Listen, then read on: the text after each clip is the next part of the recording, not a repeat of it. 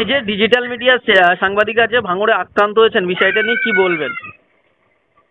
দেখুন, আমি মনে করি সংবাদপত্র কিংবা ইলেকট্রনিক্স মিডিয়া কিংবা যারা খবর প্রচার করেন, অর্থাৎ যা ঘটছে সেটাকে সবার সামনে তুলে ধরেন যাতে বেশি সংখ্যক মানুষ সেটা জানতে পারেন যে কি ঘটছে। এটা কোনো স্টোরি নয়, যা ঘটছে তাকেই তুলে ধরা। এই কাজটি যারা করেন তারা সমাজের শুধু চতুর্থ স্তম্ভ হিসেবে নয়, তারা গুরুত্বপূর্ণ ভূমিকা পালন করেন।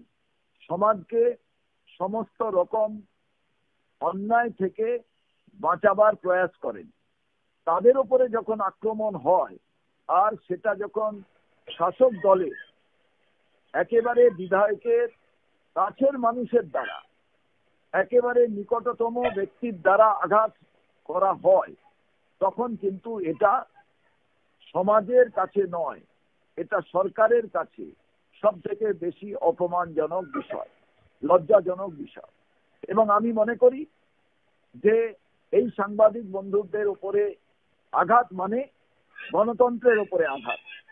এর আমি তীব্র প্রতিবাদ করি এবং এইভাবে আঘাত করে গণতন্ত্রের কণ্ঠরোধ করা যাবে না। অন্যায়ের প্রতিবাদ, যারা মার খেলেন তারা মার খেয়েও তাদের মোবাইল ক্যামেরা তারা ভেঙে ফেলার পরেও তারা কিন্তু আবার নতুন ভাবে খবর সংগ্রহ করবেন এবং সত্যি খবর মানুষের কাছে পৌঁছে দেবেন। এই যে থানার সামনে, দাদা, থানার সামনে সাংবাদিকদের উপর সাংবাদিকদের আক্রান্ত হতে হলো।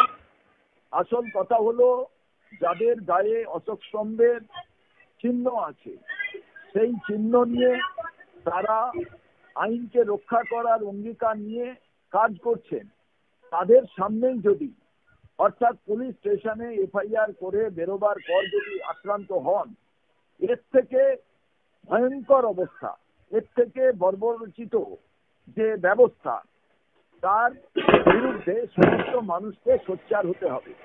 এবং আমি যারা আহত হয়েছেন তাদের দ্রুত সুস্থতা কামনা করি এবং রাজ্যের পুলিশ মন্ত্রীর কাছে আবেদন থাকবে, অতি সত্বর এই অন্যায় দোষীদের গ্রেপ্তারের নির্দেশ দিন এবং পুলিশ কমিশনার সহ ওই থানার আধিকারিক যিনি আছেন তাদের কাছে আমাদের এ কথাই বলা যে আজকে মনে হচ্ছে আপনারা ওই সাংবাদিকদের উপরে আক্রমণ হলো, একদিন যখন আপনি অন্যায়ের বিরুদ্ধে কোনো কথা বলবেন ওই থানা থেকে, তখন আপনার বিরুদ্ধে আক্রমণ হবে। অতএব তার আগে আপনার দেখা প্রয়োজন যে অন্যায়ের বিরুদ্ধে যাতে যারা প্রতিবাদ করছেন তাদের নিরাপত্তা দেওয়া এবং যারা অন্যায় করছেন তাদের কঠোরভাবে শাস্তি দেওয়া। এই যে ভাঙড়ে এই প্রথমবার নাই, বারবার যে ভাঙড়ে, এই ভাঙড় সহ বিভিন্ন জায়গায় আমরা দেখছি যে সাংবাদিকরা আক্রান্ত হচ্ছেন শাসক দলের হাতে। এর জন্য দায়ী শাসক দল এবং দায়ী আপনাদের এক শ্রেণীর মিডিয়া। তাদের তো মিডিয়া মানে এত পাওয়ারফুল, এটা সমস্ত অস্ত্রের থেকে পাওয়ারফুল, তাদের তো এক্সপোজ করা দরকার।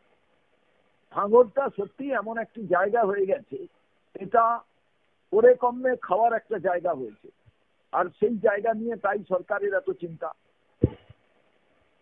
ধন্যবাদ।